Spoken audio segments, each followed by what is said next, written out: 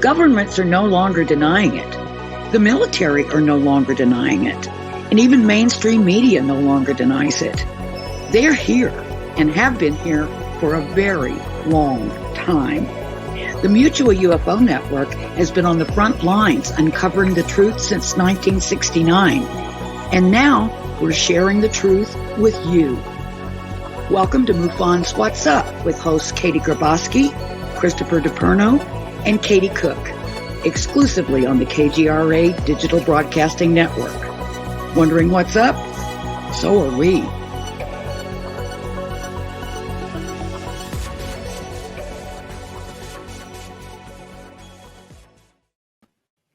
What's up? It is Thursday night, and you are listening to MUFON What's Up Radio, the show that says discovery starts with curiosity, and curiosity starts with MUFON.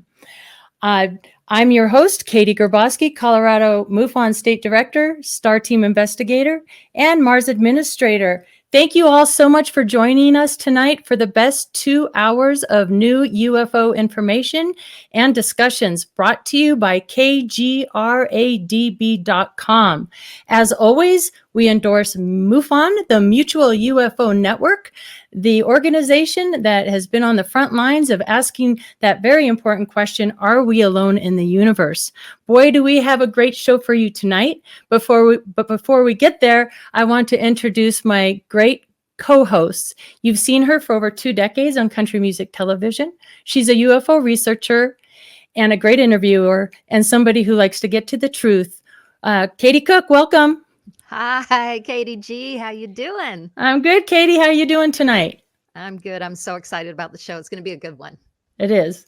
And next we have Christopher DiPerno. He is a retired major crime scene detective, and he was a skeptic and now is a believer. And he is the assistant state director out of New York. Welcome, Chris. Hello, ladies. It's great to be on the show again. Once again, oh my God, we got such a great show tonight. I'm looking forward to it. We got great news. We got a great guest. It's going to be awesome, folks. It sure is. Cookie, do you have something to start us off with? I know every show you're going to kick us off with a cool product or treat. Yes, I am. Well, actually, let's start with a fun meme, my favorite UFO meme of the moment. This is in honor of Mickey Mouse's birthday today. It says, Mickey Mouse, I know him. He's an alien. It's the guy, of course, from Ancient Aliens. What's his name? Giorgio Tsoukalos. Yes, I love him. I don't care what people say. I love that show. I think it's a lot of fun. I do too. Yeah, right. I think it's good. I mean, anything that makes more people talk about UFOs, I think is a good thing. Yeah, I love his hair, don't you? No, we're all jealous of that. It looks like he stuck his finger in a light socket, but hey. I think he did. I think that actually explains a lot. I also have a paranormal pop of the week. Check this one out.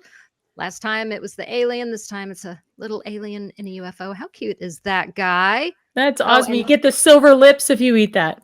Yes, so you'll totally. Look like an ET. And it smells so good. This one's like a mint chocolate. It's super yummy. Anyway, but they're made right here in the US of A. Paranormal Pops made by our friend Wendy Robinson. And Wendy wanted me to remind everybody, she really feels like she actually got the idea for this business from our dear friend Angelia Shear. Angelia passed away earlier this year and was a very good friend of Wendy's. And Wendy was thinking about her and swears that this idea just came to her. So I think that makes it even cooler that Angelia may have given this idea to Wendy. So yeah, definitely check them out, Paranormal Pops. And Chris, I know you've got some UFO news and also a person of interest. First, I want to say I ordered my Paranormal Pop, so I can't wait till those things come in.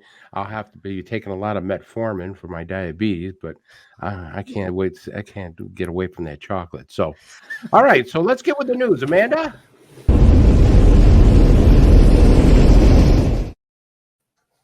All right. So the news this week, the news is around Avril Haines, the Director of National Intelligence for the United States. Yep, commonly known as DNI. Director of National Intelligence. This makes her the top spy in America. Director Haines was speaking at the Washington National Cathedral, and she was quizzed about UFOs during that interview. Hey, that's a hell of a topic to come up in the church, but hey, let's go for it. She made the admission that UFOs are buzzing around our warships and fighter jets like we didn't know. That's old news. But during the interview, the director admitted there remains things about these strange encounters which the intelligence community cannot explain. The director was quoted now. Always there's also the question of, is there something else that we simply do not understand, which might become extraterrestrial? Let's see that part of the interview. Amanda, please. So, D&I Haynes, on this topic of life out there, you issued an extraordinary preliminary assessment in June on unidentified aerial phenomena, is the new term of art. To summarize that report, you studied 144 reports from U.S. government sources. 80 had multiple sensors that had made the identifications. In 18 of these instances, observers, I'm quoting, reported unusual UAP flight characteristics. You sorted these into 5 different bins. The last call just other. I want to ask you to share with the audience your takeaway after the completion of that report and what your own view is as you look at the evidence. Yeah, I mean, I think the bottom line is that we don't understand everything that we're seeing, and that's probably not surprising to anybody in many respects. But it was a report that really, Congress asked us to produce a report that assessed what we saw as the threat, essentially, from unidentified aerial phenomena, and what our sort of best understanding was of the different reports that we had identified. And it stretched over from, I think, 2004 through to 2021.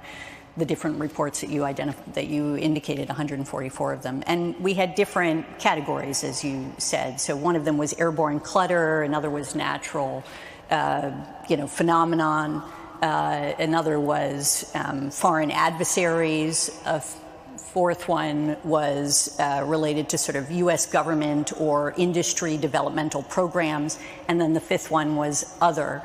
And that basically indicated that we were pretty sure we weren't going to be able to characterize every single one of these reports in the various categories that we'd identified because, frankly, we were not able to understand everything about it. And a large portion of that is based on the fact that we don't have a consistent way of reporting this information. We need to integrate, frankly, a lot of data that we get. We need to get better at collecting information that's useful to us from different sensors that are available to us, and we have to deepen our analysis in these areas. And that's something that, frankly, probably also doesn't surprise you in the sense that that's how we typically approach our intelligence work. And the main issues that Congress and others have been concerned about are basically safety of flight concerns and counterintelligence issues. But of course, there's always the question of, is there something else that we simply do not understand that might come extraterrestrially? Boy, she had a hard time getting that word extraterrestrial out. It's like it's caught in her throat for a second. Folks, this is the director of national intelligence. This is the most senior intelligence person to hint at an alien link. That's big. It's really big. Hey, folks, also, I want you to, I need your investigative skills. If you have heard anything about pilots who have suffered radiation burns during their encounters with UFOs, get a hold of me. All right, you can get a hold of me at cdeperno549@yahoo.com, cdeperno549@yahoo.com, because I really want to look up this. I heard this leak come out. I'm not sure if it's accurate, but if it is, we need to know. All right, Amanda, it's now time for our person of interest.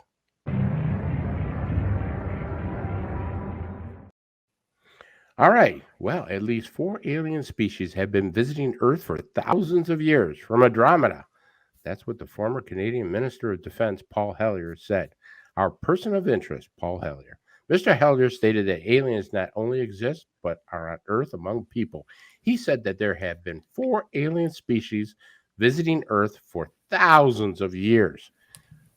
I wish I could do a better job than what we're doing. Paul Hellyer, who held a high public office in the 1960s during the Cold War, claimed he had learned from certain about the existence of aliens during his time in the military. According to him, the inhabitants of other planets have visited the Earth for a very long time. In support of his words, the 90-year-old ex-minister spoke about one incident that occurred in 1961. Canada noticed a group of 50 unidentified flying objects moving through the Soviet Union to Europe. Then this group of objects suddenly went to the North Pole and disappeared. Hellyer noted that the investigation of this incident lasted 3 years and unequivocally showed that it was the activity of extraterrestrial civilizations that flew to Earth to make sure that people would not use nuclear weapons, Hellier said.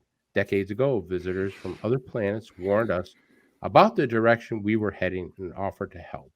Instead, some of us interpret their visits as a threat. Remember that word, folks, because that's what's being put out there right now. They're saying the word threat. Everything they're talking about with UAPs, threat, and decided to shoot first and ask questions later. That's kind of normal for us. So here's a short video of Mr. Hellier explaining our visitors. Amanda. To say that the extraterrestrials have been the threat so far is not true, because they could have taken us over anytime they wanted to. No problem. Still could. And that's because they're so much further advanced from us. We don't even really know where they're from exactly, but they have the ability to come here. So there's nothing realistically we could do to defend ourselves should they want. That's absolutely true. They're so far advanced that they could, even when our people now are so far advanced, relatively speaking, after 50 or 60 years, that they can shoot them down, some of them. They still couldn't fight a war against most of the extraterrestrial species, which are still far, far more sophisticated than we are. No. You know, sadly, Paul Hellier has passed away a while back, but his words still ring true. You know, you think about this, 45,000 years advance. You think we're going to fight them with bullets and guns? I don't think so. So, are they walking among us, living right next door? I better not go over to the neighbor's house for dinner.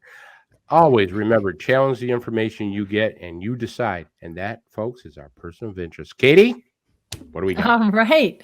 So for chapter highlights this week, I decided it would be fun to kind of put together a fun little, we had a wonderful guest come out to Colorado this past weekend, Mark D'Antonio, and I attempted to put together just a day in the life of a Colorado MUFON meeting. So other chapters out there could see, you know, what it's like to host and have a meeting. So Amanda, if you want to run that video. Day in the life of a Colorado MUFON meeting, November 13th. Getting the Jeep all packed and loaded. Getting ready to head off to breakfast. Because I need some coffee. And we are off to breakfast. It's a beautiful Colorado day. Got a little bit of Metallica playing in the background. Check out those Rocky Mountains off in the distance. And here we are. We made it to breakfast. And who do I spy? Good morning. Jeremy Ray from Hangar 1. Yeah. Hey, here we are at Benedict's Restaurant. Wink. Well, it's all good. Yeah. Well, you're practically a native. Mark is practically a native already. Now that's a good-looking group there. Okay, here we go. Off to the venue. The full belly and coffee in my system. I'm ready for the day. Bring it on. Here we go. We have arrived at the venue. Time to unload all the gear, set up the equipment, and let the show begin. Colorado MUFON welcomes Mark D'Antonio, astronomer. All right, so we're getting audio, video this year. We're going to have a great announcement. People are starting to file in. Dark material is interstellar dust, and this dust is really, really important to the formation of planets and stars. So I just say I fell on a dock at the pond. Oh, okay, well that's the concussion, that's the concussion. Okay, Millie and Leo were my parents. Millie, Leo, just take him home, let him relax, you know, he'll be okay. Just a concussion, okay. I've never had another convulsion since. The audience was captivated, and people joined in on Zoom as well. We concluded the day with a fantastic dinner to honor our very special guest. What a great day at Colorado MUFON. See you next month. Okay, a little cheesy, I know. And you noticed I had to get the shot of Apollo, my beloved purple Jeep. I love that Jeep. But it was a fantastic meeting, and it was a lot of fun. It just was a great weekend, really. So, yeah. Although So, Chris, I have to say, can I just bust in and say, yeah. I love that you're a Metallica fan, but I don't trust that cup of coffee. Oh That was yeah, doing weird it things. looked a little thick. Yeah, yeah. It was talking and winking and things. So anyway, Chris, did you happen to get any footage of Bob with some international news updates? Yeah, I got to talk to Bob, and he got something great out of Australia. Bob did a great interview, and he's got some footage, and I think we got a little surprise afterwards from Cookie. But Amanda, would you roll that interview with Bob Spearing? Hi, everybody. My name is Bob Spearing, and I am MUFON's International Director for Investigations. I'd like to thank Chris for having me on again, and I'd like to show you a video we got this week from Australia, case 119132, from an area just north of Sydney. A fellow was filming a fighter jet going overhead when I may have accidentally captured something at the very end of his video. Chris, let it roll. There's the jet.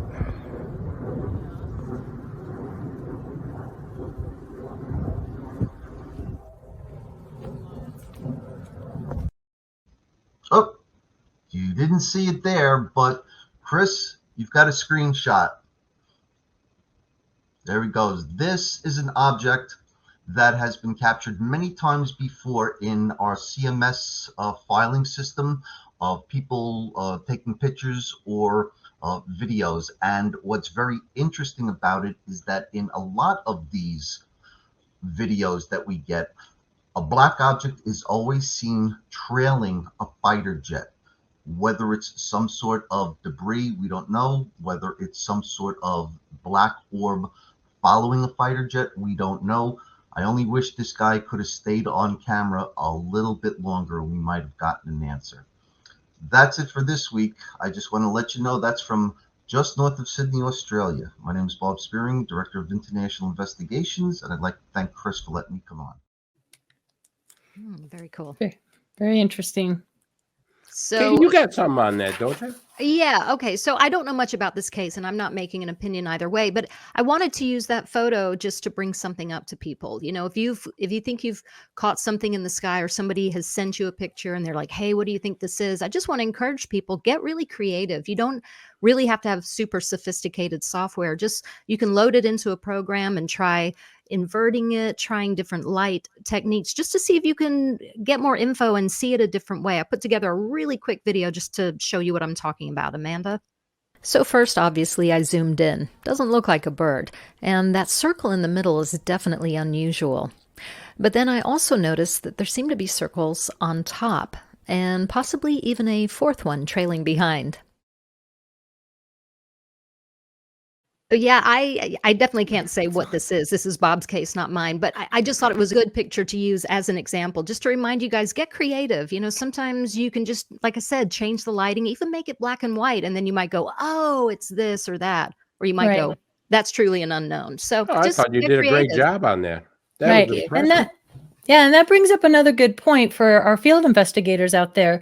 You know, when you're looking at hoaxed events, just because somebody does put a photograph into a software editing like Photoshop doesn't necessarily mean that they hoaxed it. They could have gone in and changed the transparency or cropped it or done a number of other things. So, you know, you got to be careful with that as well. So those are all great points for sure. Yeah. Katie, did you get a chance to, you talked to Doug Wilson, didn't you? Or did he send I us did. something? I did. I think Chris got some footage of Doug Wilson. He is MUFON's Director of Investigation. So Amanda, if you can run Doug. Hi, I'm Doug Wilson. I am the Director of Investigations for MUFON, all cases domestic.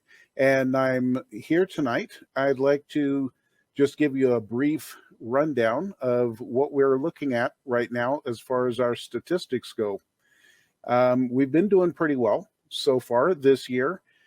We have managed to get 4,166 cases, For the month of October, we had 387 cases.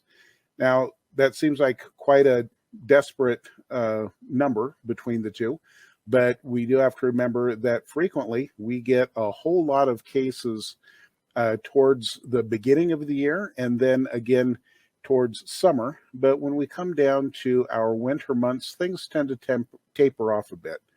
Generally, we attribute that to the fact that holidays and colder weather, people are spending less time outside in the evenings and looking skyward, and probably a little more time looking at Halloween and Christmas decorations and things of that nature.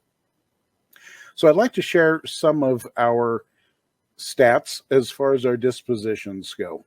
For the month of October, as I said, we had 387 cases. Of those cases, we had 265, which came in as IFOs.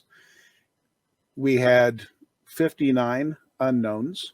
We had 32 UAV unknowns, or unidentified aerial vehicle. We had 27 unknown other cases. Together, those unknowns make up 15.20% of the total for October. And that's a little high. Normally, we don't see our unknowns as being quite that high. But again, it's 1 month, and because figures do fluctuate back and forth, it's not unreasonable for us to have that many unknowns.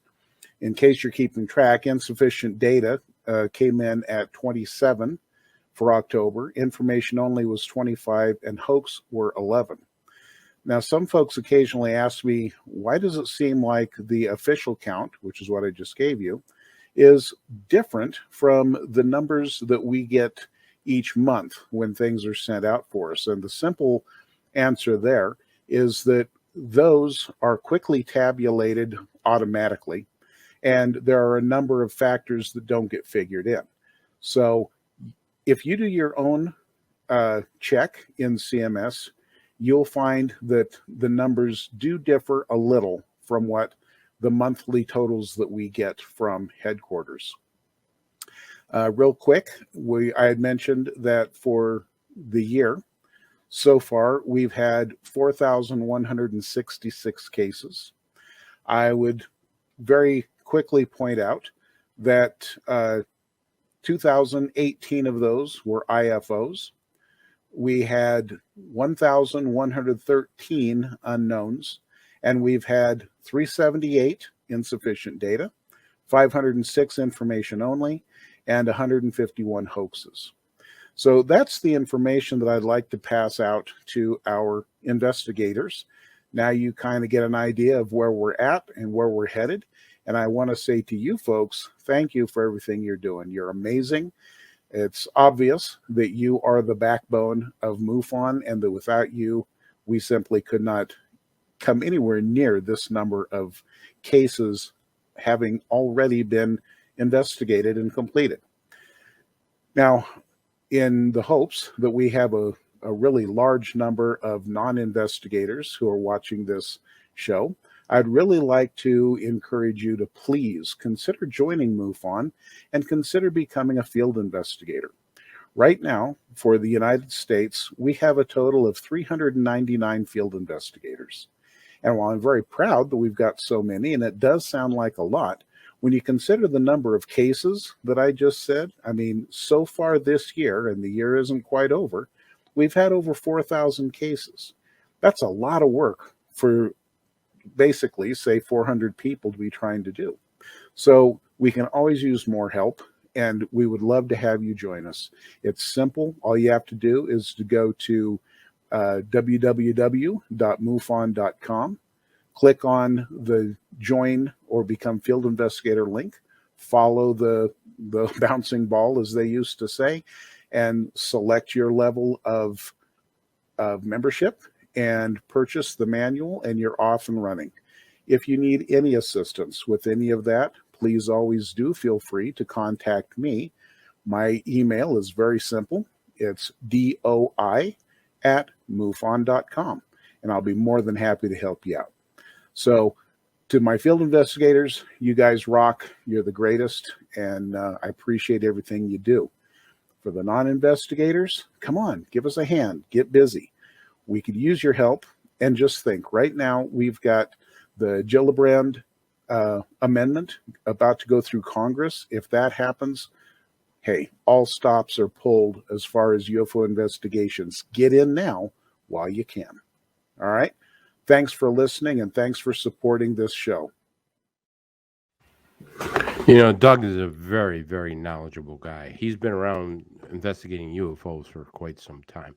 And I want to just jump in on piggyback of what he said about all these cases. We've seen in New York, we used to have maybe 13, 14 cases a month. We've gone up to now 29. I think ever since COVID started, we started looking at more and more cases. People are getting out there at night, walking their dog, watching things up in the sky.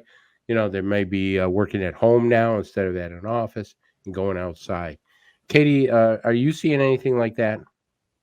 Yeah, we sure are. We're seeing an uptick in cases in Colorado as well. And that's something we're going to have to ask our guest about it too, out there in Phoenix. So for sure we have. Now, what Doug said is true, though. We do, and we might see it kind of taper down as we get busy with the holidays and everything. But yeah, and I think you're right. I think that might have a lot to do with just people being at home and, you know, slowing down their lives a little bit, looking up to the skies. Don't travel during the holiday season. They take some time off. But yeah, seriously, guys, over 4,000 cases already for the year. That's crazy. But what still blows my mind is 151 hoaxes. It's like, who has time to do that? Why do they bother? But you know what? You keep us on our toes. So if it makes you happy. Some of those hoaxes are actually amazing. I mean, you kind of look at them. These people, if they use their talent right, probably get a job in Hollywood. Some of this material that they do looks like the Martians are invading us, or there's an alien right around the corner. Maybe that's why they're doing it, to get noticed. I never thought about that. Yeah, well, they're doing a damn good job of it, because some of that computer graphic stuff is just unbelievable to pick apart. But the MUFON people, folks, we have people who can analyze video and photos. And that's the great thing about the MUFON organization. They actually have people who do this. And one of them was with you, Katie, Mark D'Antonio, who's phenomenal at taking pictures and video and saying, no, that is not a UFO. That is a bird, or it's a Chinese lantern. He breaks it down right to the pixels. He's amazing. And the nice thing about it is when he says you got something that's unknown, you can take it to the bank. Very true. Very true. Is it case of the week time? Are we at that point already? Are we? Yeah, let's go for it, man. I'm ready if you are. We can go. Okay. Our case of the week this week is case number 118485 from Fairdale, Kentucky. It occurred October 7th, 2021. 7:04 p.m. It was a 2-minute sighting. And what I love about this, the video is just adorable. Number one, I love the audio in it. It's so darn cute. There was 4 witnesses. And I'm just going to read to you the description. It says, my father first mentioned the objects while we were watching my kids, his grandchildren, play on my back porch and asked, what in the beep is that? This caught my attention as well as my 2 children. We observed the 2 pill capsule-like objects start very close together, which is what promoted my father's concern and for me to grab my phone to record. Again, I love that they walk us through how this all started. They gradually spread apart and continued on a straight path until they were no longer visible. They appeared as white silver in color, but was difficult to pinpoint because the surface appeared somewhat reflective. We didn't observe any windows. We are used to seeing planes daily coming from the southwest direction as well, but the shape and color of the objects are totally off. And the second video that Amanda's going to share, actually what they did is a comparison video of first their sighting and then of a jet plane. And I thought, wow, these witnesses were actually out there trying to, figure out their own sighting, which is super cool. So I included that second video as well. It says, We also observed an airplane flying southwest to west on the opposite side of my back porch, where we were located immediately after the incident occurred, and we could no longer see the two objects, which further attests the color and shape of the objects were nothing like an airplane. I included the video of the airplane also as a comparison to show the difference. I also did not notice while I was filming, but my video has a few glitches in the beginning, could be an effect of the sighting. This case was closed as an unknown UAV. So Amanda, if you could roll the first video and then in the second one right after that. What is it? What is that?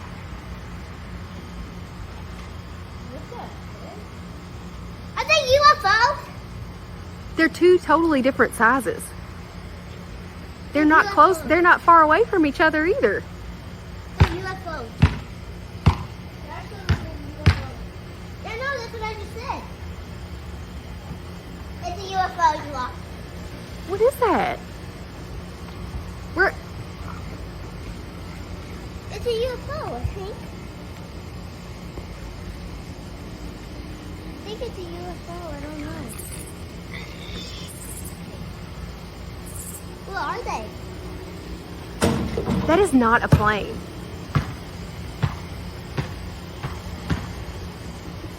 That's not a plane. Is it? I mean, I know I'm not crazy. It's not a plane. They look like a plane. And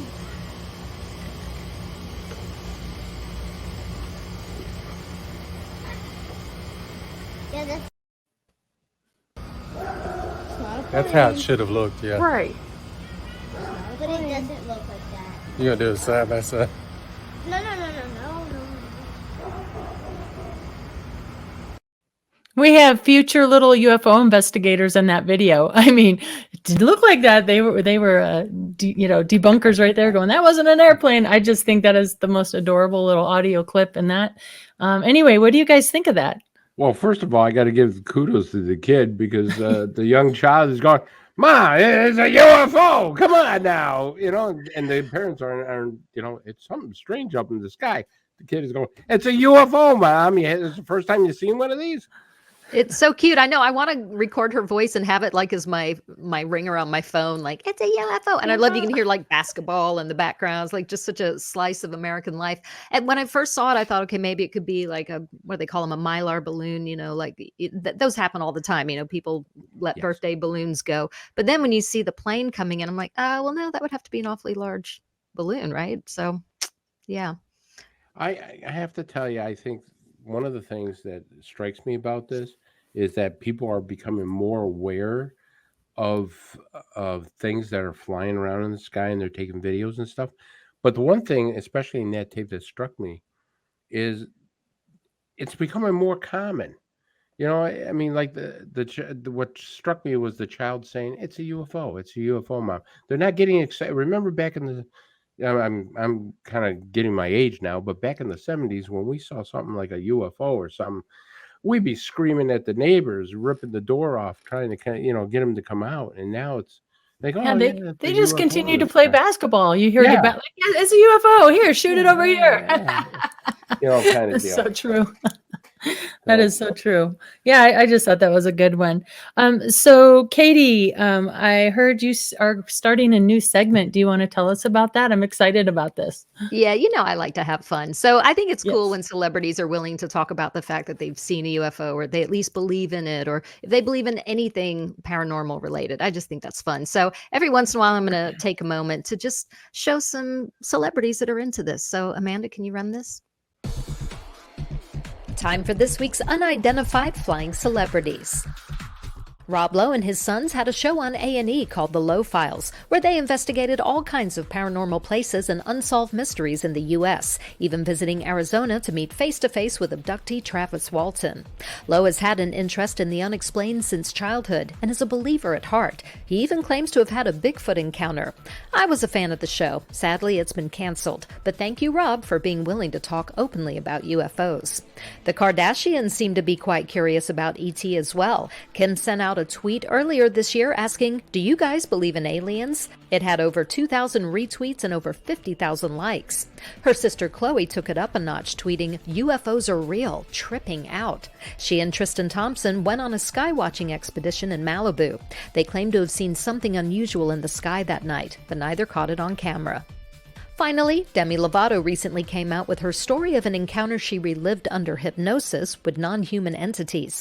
Speaking on The Kelly Clarkson Show, she described being whooshed out of her body and being shown our planet, then being shown the planet where these otherworldly beings are from. She says it was a positive experience and feels these beings have our backs. Demi has a new show on the Peacock Network called Unidentified with Demi Lovato. That's this week's Unidentified Flying Celebrities. Oh, yeah. Oh, yeah. So, yeah, what do you guys think? I always think it's fun when celebrities are like, I don't care if you think I'm nuts. I think this stuff is real. And go Demi Lovato. I think that's really bold of her to not just say I believe in UFOs, but I think I had an encounter with non-human entities, went somewhere, and she's saying it wasn't just like a dream. I think it's really bold. I haven't actually watched that yet. I do have Peacock, so I think I'm going to make that something I'm going to watch really soon. Have you guys seen any of the episodes yet? I have not. I think it's a gutsy thing that she's done. Yeah. I've seen a lot of celebrities are starting to come out. It's like the trade. Well, you kind of know, Cookie. I mean, a lot of TV stars and movie stars have said, I've seen UFOs, from presidents to TV stars to movie stars to rock stars. They've all are now putting out their encounters that they've had with UFOs. That's right. I'm really looking forward to this. Are you going to do this every week? I don't know if I'll do it every week. I mean, let's keep changing things up. But I know it's just fun. And like I said, you mentioned a minute ago, Chris, it's like it is becoming so much more normalized. Thank goodness for people to talk about it. And celebrities do help with that. Everybody helps with that. You don't have to be a celebrity to make an impact. But I think it's fun. And maybe I'll do one on presidents. I don't know. I have a lot of fun with it. Oh, yeah, that would be a good one. If Kurt Russell, which he has said, seen a UFO, he's my hero. So if Kurt Russell says there's a UFO, there's UFOs. There's no hand. I don't have to wait for the government. I just got disclosure from Kurt Russell. If it's Kurt, then it's for sure. Yeah. Katie G, do you have a book recommendation this week? I do. If anybody ever is new to this field and they ask for a book recommendation, I always go to my favorite go-to book. So I thought I would share it with you guys. And it's by my favorite researcher, David R. It's Triangular UFOs, an estimate of the situation.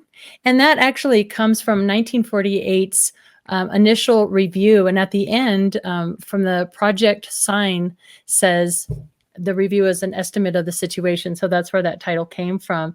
But I love this book because, he kind of starts out, David was 5 years old when he and his sister got into this in the 1970s. And then January 5th, 2000, something moved over the state of Illinois and it changed the lives of many witnesses. And he goes into great detail about that. Now, David is a MUFON. I mean, he started his career in MUFON. He joined MUFON in 1990 and served as a field investigator, a state section director, as well as Illinois state director. He's now an independent researcher, but he does house the largest historical UFO case file collection in the United States, and they date back to the late 1940s. It's the largest body of original Project Blue Book materials in a civilian collection that includes Dr. J. Allen Hynek's original case files and notes, as well as other historical items from Project Blue Book. It's unique in that it encompasses a diverse number of case files, news clippings, slides, reports, microfilm, audio, the old reel to reel. And he's going through and matching like reports to the original interviews, which, oh my gosh, he's poured his whole heart and soul into this collection. It's a current home of CUFOS and NICAP, and Dave serves as their official archivist. And little sneak peek hint here, next week we will have Dave Marler on as our guest, so we can really ask him to talk about a lot of these historical cases and a lot of his favorites. Again, a very well-respected researcher and archivist, David Marler. So that's my book of the week. Katie, did you have, I think you put together another cute little segment here, Rookie Cookie? Yeah, we could do that now if you want. Okay. sometimes the best advice is what not to do, right? I recently thought I was, being all smart and going out with my cell phone, just kind of, feeling like I was in the moment, wanted to catch something up in the sky. And well, it didn't go quite as I planned, but the video is pretty self-explanatory. So Amanda, do you want to run that now?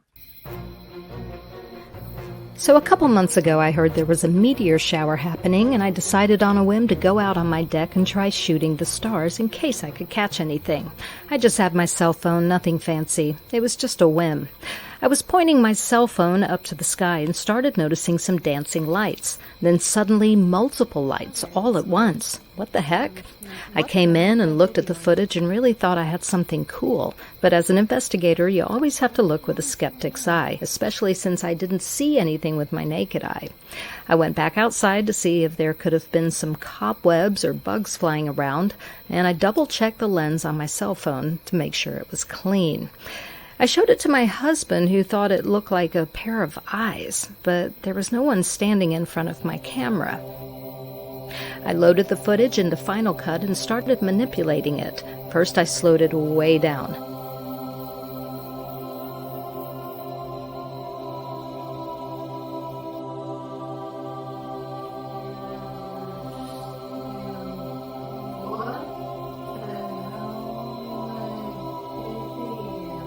Then I decided to brighten it. Yeah. At this point, I felt pretty stupid. That's my face you're looking at, and my glasses were creating a reflection. It was so dark outside that I couldn't even see that my cell phone was set to selfie mode. Thought I was shooting the sky, shooting my own stupid face. Case solved, not my finest moment. Oh my gosh. What was I doing? Why? I felt so stupid. You have no idea. I couldn't believe that when my husband was like, why do I feel like I'm looking at a pair of eyes? I'm like, well, I don't know, because you're not, because that would be ridiculous. And then, I go and lighten it. I'm like, yep, my face. Cookie, every field investigator has done something crazy like that. I can tell you when I was brought down to a place in the Hudson Valley area to say there's supposed to be UFOs in this area. I was standing out on a dock, and when I was out on the dock, sure enough, an orb came right over treetop level, lowered down right into about maybe 20 feet above the water, and it was just hovering right there. And I was like a school kid because I had the camera in the pocket. I'm trying to rip the pocket. I'm literally ripping my coat apart because I'm trying to get the camera out of my pocket. I dropped the camera on the dock. I went to go get it, and I almost kicked it into the water. And I'm trying to keep my eyes on this UFO at the same time. And I'm surprised I didn't go into the water and drown myself. But I actually was able to grab the camera. I didn't get a picture of it because that thing took off, like a bat out of hell. But I kind of got very humble after that because I'm a seasoned investigator and I couldn't even get a camera out of my pocket the right way. So yeah, well, you're making me feel better. Yeah, that really speaks to, when somebody sees something like that, you have only a few split seconds and then you're fumbling around, everything's going. I learned as an investigator, it's not audio or video related, but I had some really important interviews that I went on. And I always tell my field investigators, record on 2 devices. Because I've had a couple where I go back and I'm all excited about this. Oh my gosh, nothing's there. I lost the footage. So now I always do 2 recorders. I think that's smart. A lot of pictures are sometimes gotten by accident. I mean, they're not actually looking for them. They're photographing something else. And they just happen to be at the right place in the right time. And they catch something. And MUFON analyzes it and goes, that's the real deal. Yeah. But going back to, even if you're a seasoned pro, sometimes you just don't scramble fast enough. I've got 2 thoughts on that. Well, one, Angelia Shear, I know I bring her up all the time, but Angelia said one time they saw a triangular craft go over their head. It was her and 2 other investigators. They probably had $30,000 worth of equipment in front of them. And they were just, they were frozen. But I've always wondered too, this is getting a little woo-woo for some people maybe, but is it possibly by design? I mean, if there is something intelligent in these craft, is it possible that they're going, not today, Cookie, you're not going to get me on camera? I wonder, You know, that's a good thing, because I had a person who was a correction officer here in New York State, and he's an abductee. He actually wrote a book about it. And one of the things that happened was he actually had a camera in his car. He was able to get it out, and he saw the actual UFO, and he was not able to take a picture of it. And he couldn't bring for some reason, he could not. It was close to him, but he could not bring the camera up to his face. And I'm kind of like, what do you mean you can't bring the camera? He says, I'm telling you, Chris, I was staring at this thing, had the camera in my hand, but I could not bring it up to take a picture. Now, you always got to check the credibility of some story like that. But he did have a picture. He did send it to a naval, I can't think of his name right now, but he's a photo analysis person. It was analyzed, and the photo analysis person absolutely said, this is the real deal. So he actually was able to capture a picture one time. Yeah, Bruce Maccabee. That's the guy's name. Thank you. And he was able to show that this was the real deal. And I got to tell you, that made his story a lot more credible. Yeah, and just like the video footage from our case of this week, where she mentions there's a little disturbance or some glitches, right? I mean, maybe these craft interact with, our cameras, our equipment, our cell phones. I've heard of that in the paranormal world. Maybe that happens in the UFO world as well. I don't know.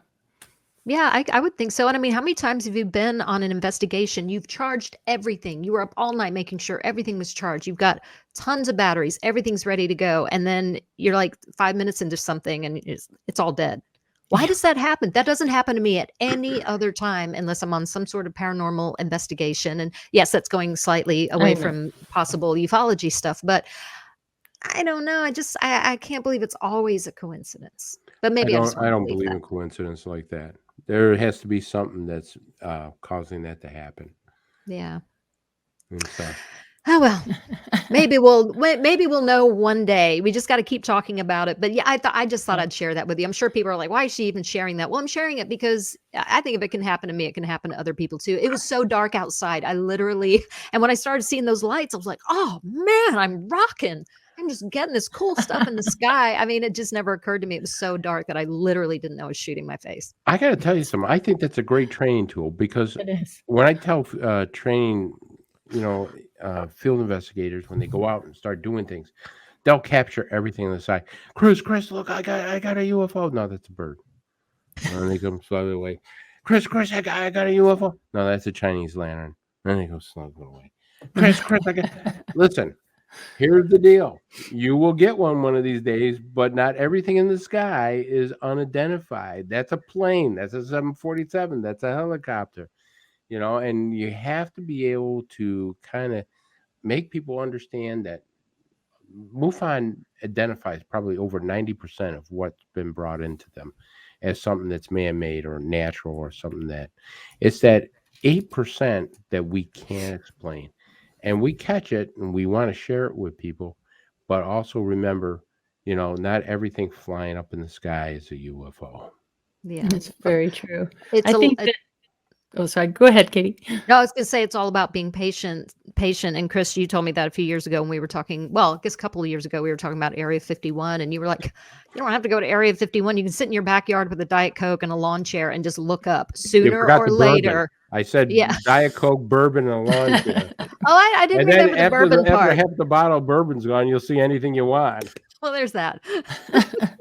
I just think, Katie, you were so clever to actually think to put together a video, because Chris is right. That's a great training tool. I had a similar experience doing a paranormal. For those who don't know, I kind of started in paranormal world as well. Again, off the UFO topic, but I was taking pictures, kind of a similar thing. And I got home and I thought I caught an apparition in a photo of a frame, and I kept zooming in and changing the contrast. And I was like, oh, that's a reflection of me. So I had a very common experience. So the fact that you thought to do that, I think is so funny. It's so great.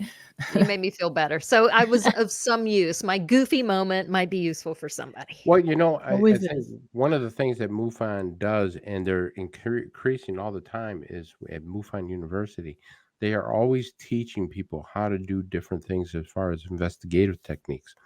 Now, I find that fascinating because, as everybody knows, I was a retired major crimes detective.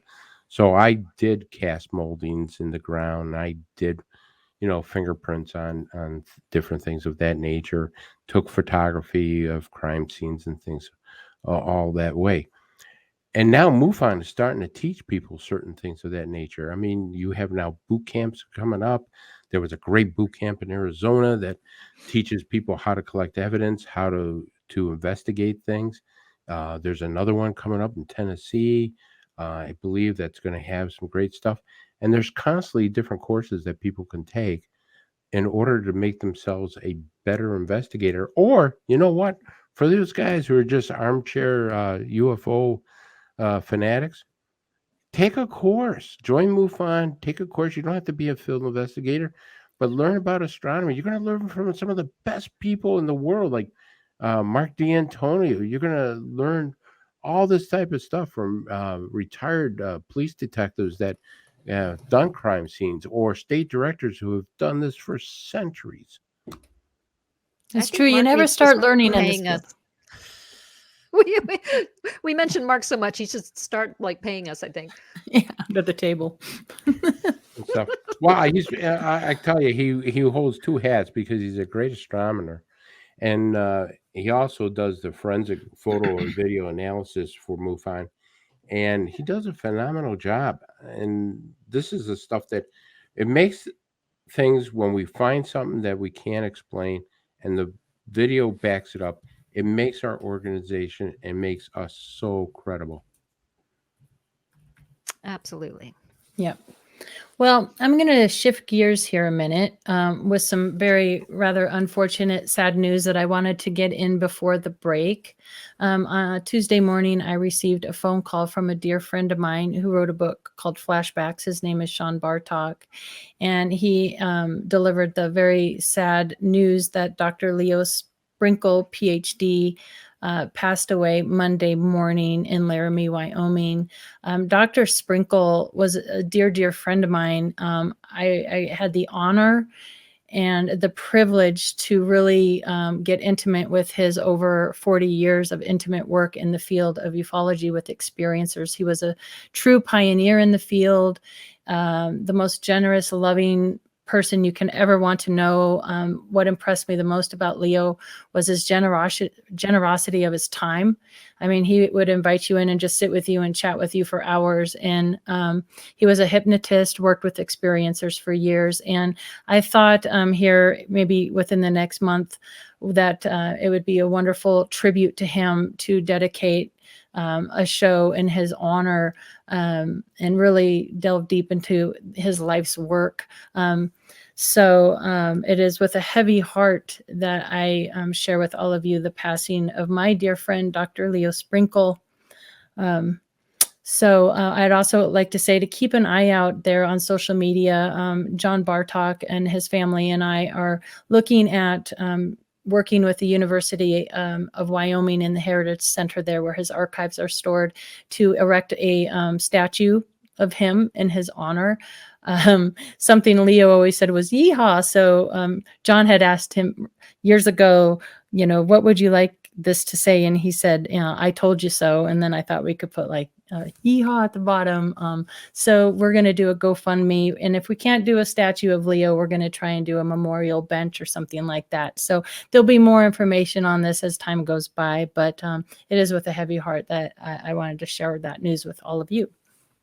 Yeah, I'm so sorry. I know how much he meant to you and how inspired you were by his work. I only got to meet Dr. Sprinkle one time, and gosh, I'm aging myself, probably 25 years ago. I went to a conference that he had out in Laramie, and just like you said, the time he gave to all of us. Now, this was not a big glossy, like Los Angeles style conference. You know, it was there at the university and it was hardcore. I mean, the people that were getting up and speaking, they were farmers going, I just want to know what the heck is landing in my field. You know, these weren't people looking for attention. They needed help. And he was there for everyone. He took time, so much time, just one-on-one with everybody that was there. And I remember Dolores Cannon was there that year too and did a big like group regression with us. I loved her work, but he was just lovely. And I think he will go down in history as someone who has done so much for this genre. So if you guys, if you could get that GoFundMe together, I mean, I would promote the heck out of that because he should be remembered forever under that big sky in Laramie. I never understood why they called it Big Sky Country until I went there. And man, you go there and you're like, all I want to do is look at the stars night after night. It's really inspiring place and a really inspiring man. And I know the last thing you want to do right now is plug your own book, but in the next few weeks, we're going to talk about that because he inspired a beautiful book that you wrote, all these letters that went to him. I know you probably don't want to talk about you right now. It's all about him. But No, it is all about him. However, you know, you did touch on that. You know, he did have so many just people, farmers and ranchers. And now you kind of have a good idea when I started digging why those letters were so captivating to me, because stories you never heard anywhere before. And so, yeah, obviously this is a time for Leo and a time for grieving, but we will touch on that. And you know, to do that was so humbling for me, because sometimes we get lost in our own heads, you know, and we think we're on to some great new, you know, idea about the phenomenon. And I go back and I read letters from the 60s and I was like, whoa, you know, Leo was just way ahead of his time. He was way ahead of his time. He really was. Yeah, So, and you think about all the work that he did before we had the internet, literally handwriting letters to people around the world, reading those letters. I can't imagine well, you know how many letters he got because you made this year a huge part of your life's work. But the amount of time he took for people that maybe had no one else they could talk to, right? Like they thought there's no one in the world that would even listen to me, but he did, and he took that time. And yeah, just a really beautiful guy. I'm so very sorry. I know what a dear friend he was. thank you. I appreciate that. We're getting close to break here, and we are in for a treat. We have Miss Stacey Wright coming up after our break. I don't know how much we have until our break. I think just another minute or so. So I'm really looking forward to talking with Stacey. Katie and I had the opportunity to go hang out with Stacey and the Phoenix crowd there at the Phoenix boot camp. So we'll be touching on that, along with so many other fantastic things that Stacey has done. So this should be a really great interview, and I hope you stick with us to hear this after the break. I was doing the robot. I love that music. Welcome back, everybody. It is now time for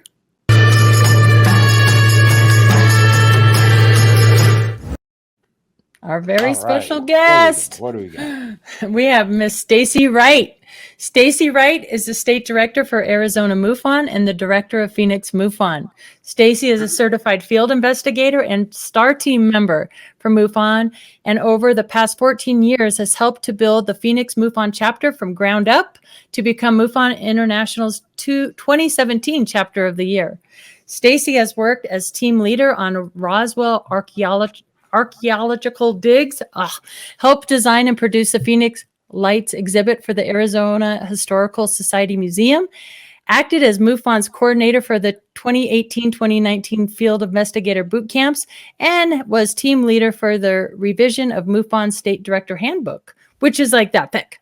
Stacey is also the organizer for MUFON's Field Investigator Boot Camp, which has been held in Mesa, Arizona for the past 4 years. The boot camp is a weekend of concentrated instruction on the protocols of completing a quality investigation of a UFO-related event. It's super great training. So please welcome Stacey Wright. Welcome, Stacey. Thanks, guys. It's nice to be here.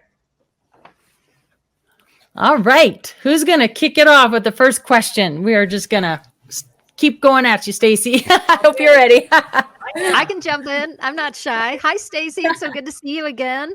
Hi, nice to see you again too. It's been a whole 10 days, huh? I know, right? Since we were at the boot camp. Well, so we did the boot camp there in Arizona. So an obvious question is, I'm sure people are thinking, Phoenix Lights. I wonder if she saw the Phoenix Lights, because that's like the one case everybody's heard of. And I heard you say on an interview before that you didn't see them, but your kids did. Could you just tell us your whole experience with that?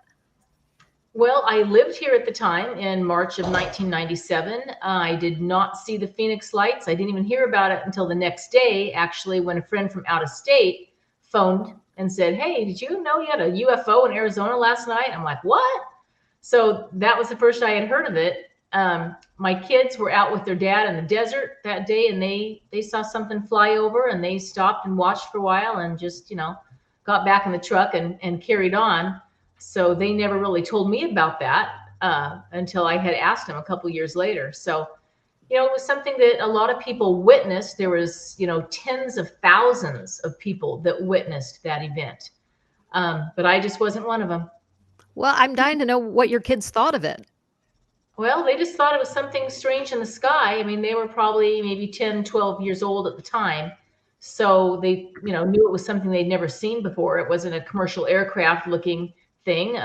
They knew it was anomalous, and they, talked about it with their dad for a few minutes, but what are you going to do about it except for watch it? So they just carried on with their day.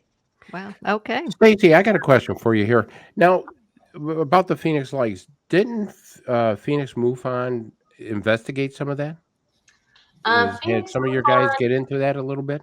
They were under the direction of someone back then. I was not involved with MUFON at all back then. There was a MUFON group, I think it was called MUFON Arizona at the time. And from what I understand, there was a little bit of investigation on it. Mostly there was a lot of photo and video analysis. Well, not a lot of video analysis because there wasn't much video footage. There was a couple of photographs and a lot of eyewitness testimony. So Jim Delatoso did analyze some of the photographs that were happening back then. But, there was tens of thousands of people that witnessed this with their own eyes. There were over 1,000 911 calls into the authorities at the time, but not a lot of cell phones at the time. So we didn't get a lot of footage, nothing like what we would have today if that were to fly over the heart of Arizona. Okay. All right. Do you find, Stacey, that people still, in the Phoenix area, is this still brought up quite a bit? Have people kind of forgot about it and moved on, or do you still hear a lot about it? And are people still coming forward with it? We hear a ton of stuff about this still. It was a huge claim to fame for the Phoenix area, still is. It has not left the mouths of people. They still talk about it all the time. And there are very similar events that are still happening. I think we had maybe 4 or 5 events that seemed very, very similar to the 1997 event. Nothing that lasted in as much duration of time as that one did, but there are sightings that are still reported into us that sound very much like a Phoenix Lights event. So we do look into that. We haven't come to any great conclusions on it yet. I just know that there's some of the great minds out there that say, the Phoenix Lights event, or as we like to call it, the massive UFO Arizona flyover, because it was throughout the whole state and across into Mexico. And it was a big range that these craft flew over. But yeah, people are still talking about it, definitely. Yeah. I have a couple questions. One, you mentioned Jim Delatoso, who's a dear, dear friend. He's a wonderful person, so good at what he does. But I'm guessing that some of our listeners and viewers may not know who he is. So do you mind filling everybody in? Well, he owned a company called Village Labs at the time, and they did a lot of photo and video work, and he was an expert in his field. So he, looked at some of the photos and things that were happening. He reported that back to the leaders of the MUFON group at the time. And I don't think much really happened with it. From what I heard, there was a little bit of infighting going on. There was some disgruntled people with all the differing opinions that they had. I believe that one of the directors actually passed away shortly after that. And then there was no MUFON in the Phoenix area for a long time. I think it lay dormant for about 8 years. And when I first started getting interested in the subject was around 2007. So, a whole 10 years later. and I just started looking for a UFO group in town, to see if there must be something in this big world-class city, related to UFOs, but there was nothing. I found that there had been a MUFON here once upon a time. So I wrote to MUFON, not knowing that I was actually writing to the executive director of MUFON and asking, okay, what's up? How come there's nothing in this big giant city that has this claim to fame? And they didn't know what was, why it had lain dormant for so long. They just didn't have anyone to take it over. But I got a reply back in about 2 weeks, and they said, guess what? We found a meeting for you. So it's going to be on this date at this location. Show up. So I showed up with Jim Mann, and there was about 4 people at the meeting, and they were looking for someone to start up a group. It was the assistant state director at the time. And she was looking for someone to start up the group, asking for volunteers. So I raised my hand. I thought, I can do this. I could do 4 people. I've never ran a meeting before or stood up in front of people in any capacity, but I could probably do this. So became a field investigator and started Phoenix MUFON up then in 2007. And now you're making up for lost time and running it like a boss. Yeah. I have a question for you. So, one of our jobs is to see if we can debunk something, to see if we can identify it. But for me, that's always bittersweet, because on the one hand, I'm like, yay, I figured it out. On the other hand, I'm like, it's identified. Just would you talk about what your reaction is when you're able to debunk something? Yeah, well, I don't like to use the term debunk because it has such a negative connotation to it. We're truth seekers, and we have a scientific way of going about that. So MUFON has a set of protocols that we follow, and it's very scientific study. So, when we go out there, sometimes we're popping people's bubbles. And I know my bubble has been popped a couple of times from things that I thought were just so fantastic. Oh my gosh. And then it turns out to be something very simple or something very conventional. So, we have a way of going around and doing that, but we have to let people down a little easy too when we tell them the final disposition of their case. Yeah. So do I have permission to not use debunk anymore? It's up to you. I just think debunker it's such a negative term. There's people out there that are true debunkers that just go out there and they'll do anything just to lay you low, and that's very negative. And, I agree. We are the mutual UFO network. So we all should be working together. We're all working for the same thing. All the different groups that are around, we should be working together. We're all trying to find a piece of this puzzle. And it's pretty simple to get along if we all try. We should. That's right. That's right. Yeah. Do you find, Stacey, that first of all, do you let witnesses know what the conclusion is to a case? And if you do kind of pop their bubble, so to speak, do you find that you get pushback on that? Are they happy to know what they saw, or what is your experience with that? Well, most of the time, the witnesses are, they've never seen anything like this before. Whatever they witnessed just absolutely rocked their world. So they come to us for help. And of course, we have to be good listeners and we have to be their friend, but we have to let them know that we're doing this in a certain way and that we'll do everything we can to find out what it was. And please trust our protocols. And this is the disposition that we came up with. So, sometimes they're, a little disappointed that it wasn't the mothership that they saw. But once they do find out what it is, for the most part, people are pretty, thankful that, we found out something, and they can put that at ease for a while. But then there's also some people out there that say, no. I know what I saw, and that was not, a bunch of Mylar balloons. Sorry. I know what I saw. And they just don't agree with the disposition because they really, really want to believe that what they saw was something far more extravagant. So we do try to let them down easy. And we do have kind of a disclaimer that we tell them, yes, this is a very controversial subject. And, if you really don't believe what our disposition is, or that we've done our due diligence on the topic, they can go to MUFON and they can appeal. And, it's just kind of another step that they can take to get further, word from MUFON that, what you saw was really what this investigator came up with. Yeah, some people just want to see Martians behind the trees, but it doesn't always work. I do. Don't you? Well, yeah, but I want to see a real Martian. I don't want to see my neighbor. and stuff, and call him I could call him an alien. All right. Anyways, Stacey, I want to take you back a little bit. Okay. How did you get involved with UFOs? I want to know, how did you get involved with UFOs? What piqued your interest in this? What made you want to say, hey, I really want to study this phenomenon that's going on? Well, my first interest was probably really common. People of our age group, we all grew up watching Star Trek. We grew up watching the Jetsons. There was a lot of, space age stuff going on there. And it just, it was kind of fun. It was fantasy at the time, but it was really fun. And, I also really liked the stars. I was very interested in the heavens. As a kid, I used to love just laying out on the lawn and sleeping outside at night in the summertime and just staring up at the sky and looking at the stars. And every once in a while seeing a shooting star go by. That was about all we saw back then. So I, just kept that interest in astronomy all those years. And when I went to college, I picked a college that had a really good astronomy program, so I wanted to go and study that. I did that. Never was really into UFOs or aliens at the time, although I did totally believe in the, chance that there was life out there beside, the planet Earth. I knew that the sole repository of all intelligence could not really be human beings, or at least I hoped it wasn't that.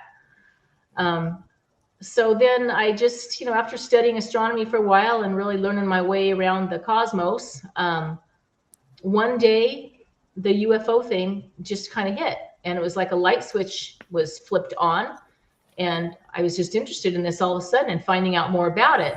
So I read things and I watched things and I looked into the subject and just couldn't find enough hours in the day to really do the research that I wanted to do.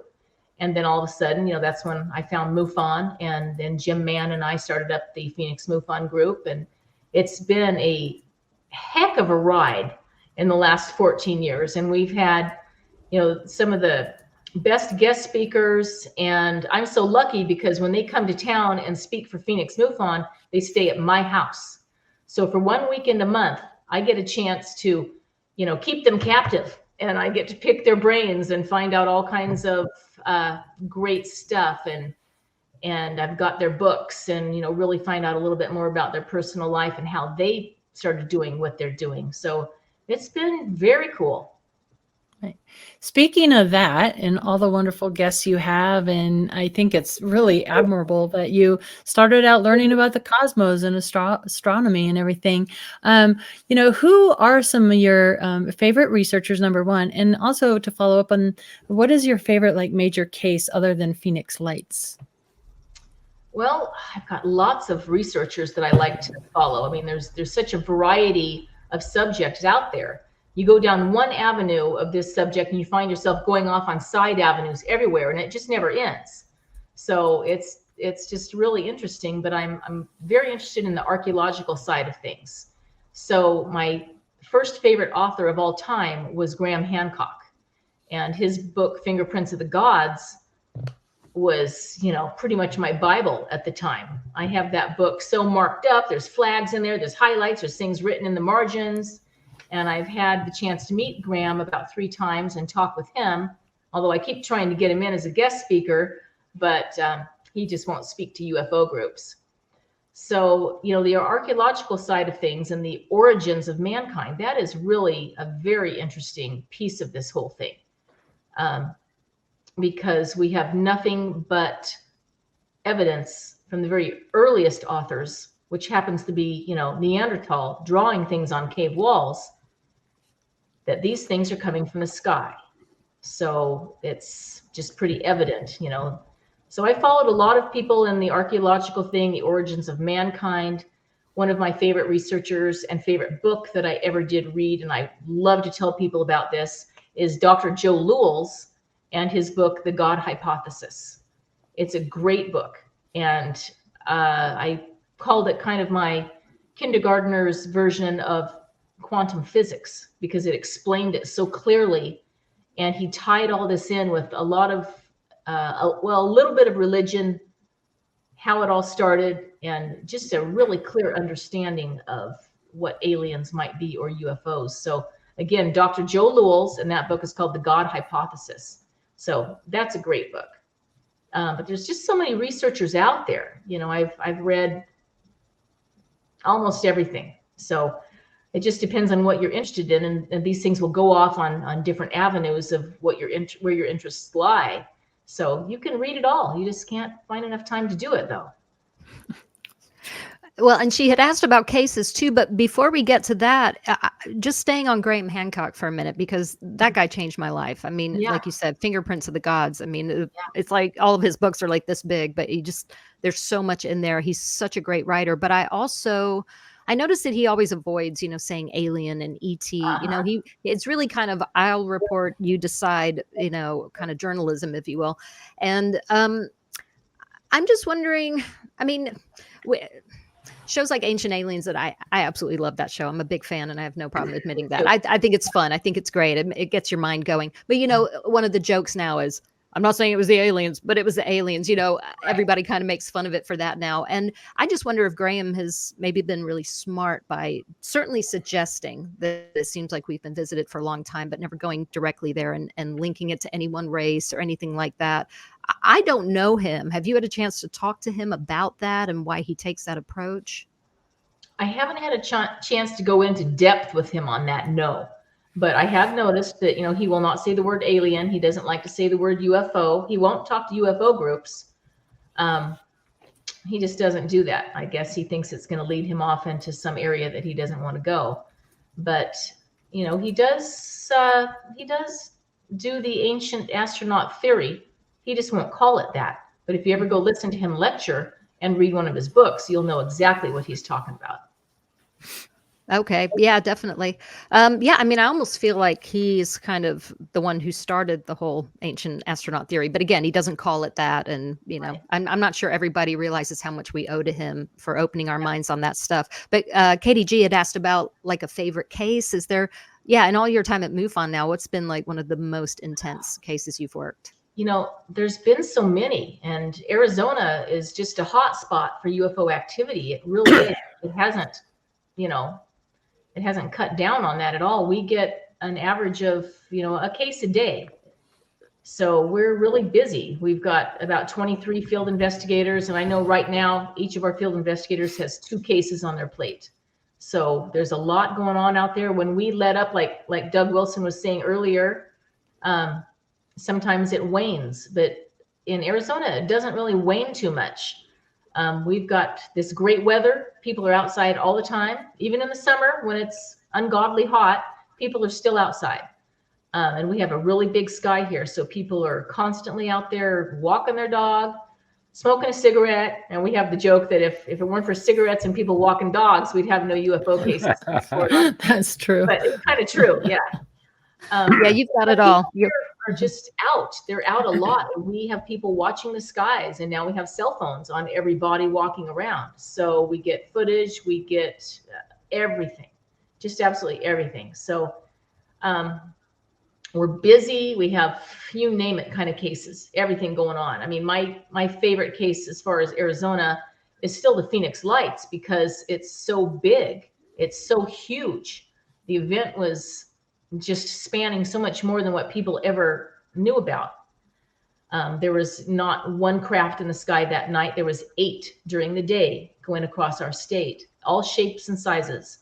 The one that was reported the most was the big, giant boomerang shaped craft that floated across the state from the very northwest corner, all the way across the state over the border of Mexico.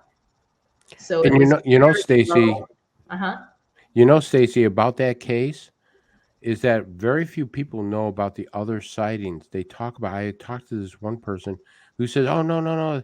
I have heard that was a large military balloon kind of blimp type of thing, and it was going on the wind currents."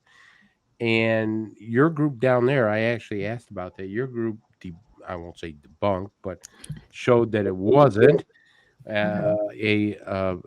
a blimp, and they were able to actually show in some respects that it could have been the wind currents. It couldn't have been a military object at that point. So kudos to that group, because they are very good at showing this stuff, what the real deal is. Right. You bring up a good point, that warm Arizona weather. And yeah, in the summertime, I think it'd be too hot to even step foot outside. but do Stacey, do you have something outside of MUFON or Arizona that, another case that kind of grabs you and goes, yeah, maybe there's something to all this? Oh, and there's so many. Yeah. There's so many that I say that about. There's really something to this. I mean, there's just such anomalous events that happen surrounding everything. I don't know how you could say that there isn't anything to this. To me, it's quite obvious, and it just perplexes me is why everyone in the world doesn't think that this is the most exciting subject out there. I can't think of anything that's really more exciting or actually more potentially important than what we're going through right now. And I feel really lucky to be living in these times right now because we get to see this in action. We can hear about it. We can write about it. We read about it. You name it. We've got the technology out there now that we can really find out these things. And it's a great time to be alive. Now, I do want to ask you about one of your cases. I'm going to put you on the spot here. Okay. Okay. I talked to one of your field investigators. I says, Marianne, obviously Marianne Robb. Marianne, what's the craziest case you ever investigated down there? I was just going to tell you about the crazy case, probably the same one you're going to bring up here. The rabbit? Is it going to be the rabbit, the giant rabbit? No, that one was not one that Marianne investigated. But that's the one she told me. I think that was the Rangers. Yeah, the giant rabbit thing, that was something that happened up on the Navajo reservation, which takes up a large part of Arizona. Okay. And the Navajo Rangers are a very elite law enforcement group up there that are equal to anything on our federal level. So CIA, FBI. John Dover and Stan Milford are very good friends of ours, and they work in conjunction with MUFON on cases up there on the Navajo reservation. Now they're both retired now, but it's been very recently that they retired. So we have, been privy to a few cases with them and found out some really cool stuff. So this case involves a young nurse that was driving home from the hospital out to her house on the reservation from Flagstaff. And it's a long, dark, straight road. So she's driving along. It's probably, really 40 or 50 miles that she's driving. And she notices off to the horizon, off to the side, this strange orb out there. And she's seeing that. She's like, well, I don't know what is that light out there? I've never seen that light before. No one lives out there. I've never seen a light before. What is that? So she's just kind of watching this light. And she notices that it's coming closer and closer and closer to the road. And, I don't know if it were me, I would think, oh my God, is that a train? Am I going to get hit by a train? You don't know what this light is that's strange and coming close to you. But she notices that it comes so close, and then it starts pacing her car down the highway. So, she's going 60, 65, 70 miles an hour down this long straight road, and this light is pacing her car on the driver's side, going right along with her. Well, that's enough to freak anyone out because you don't know what this is. This is completely anomalous. She phones home and says, Dad, there's something weird going on here. I'm not sure what this is. And I'm almost home. I just want you to be ready. I'm going to be a little freaked out when I get home. So she gets closer to the house. This light zooms off into the distance as she gets closer to home. She pulls up into her driveway, and as the headlights hit her home and the parking spot that she's about to park in, all of a sudden there's a giant rabbit there. And I mean big. Now I've seen some really big jackrabbits. I've seen some jackrabbits that are probably 3 feet tall. They're huge. But this was much bigger than that. And she sees it right there in her parking place. Lights are full on it. She's getting a really good view of it. She phones into the house and she says, I'm home. I'm seeing this giant rabbit here. I don't know what is going on. It's staring right at me. It's not moving. I don't know what's going on. Get out here and bring a gun, So right then, the rabbit just disappeared. This whole vision just disappeared from her sight. And she's, thinking, am I crazy? What's going on here? So, of course, she hurries in the house. The next day, it's reported into the Navajo Rangers, who then reported into MUFON for a little bit of help on clarifying what it was that she may have been experiencing. and some tests were done. They found out that that whole side of her car that was very close to that orb was completely magnetized. The oil in her engine was very magnetized. And the oil was, Stacey? the oil was very magnetized, and it was all sent in to be analyzed. So it's a very documented case. So it's just a lot of weird going on. And there is a lot of weird up on the Navajo reservation. There's so much that happens up there that we do not hear about. Because for one thing, the Native Americans are very reserved. They're very quiet. They don't talk about a lot of stuff. They don't talk to white man about a lot of stuff. And to them, these occurrences up there are not anomalous. This is an everyday occurrence. They have things going on up there every day. And to them, they think we're crazy for being so interested and just so surprised by all of this. And like I said, for them, it's an everyday occurrence. They have stuff going on up there all the time in their skies. And they know that these are just their star brothers. That's what they've told us. So that's just our star brothers cruising around. They're there every day. They're there. We know they're there. They know we're here. No big deal. Oh, I love that. So it's a real high strangeness stuff reminds me of Skinwalker Ranch. I mean, you are out there by Utah and the Four Corners and that very high strangeness area out there. There's a lot of anomalies going on. Now, the case I was going to tell you about, Marianne Robb. I know which one you're One talking that I about. wanted to bring know up it. because I helped her on this case, and it was pretty surprising. So she had a witness that lived on the outskirts of Phoenix in mostly a rural area, but still a neighborhood. But there's a lot of desert out there. These people have big plots of desert. So this guy, was backed right up to state land, so he had nothing but desert out in back of him. So he put a trail cam out in his backyard, and he made a little water hole there, and he wanted to maybe bring in some of the javelina or the bobcats or something like that and be able to get some footage of them on his trail cam. And that worked really well, and he was getting that. We'd have quail come in, and the javelinas, coyotes, bobcats.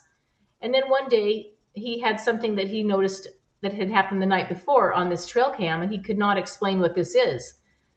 He reported it into MUFON, submitted the video footage, and what it looked like when we met with him at a Starbucks up there near his house and watched his footage on his laptop.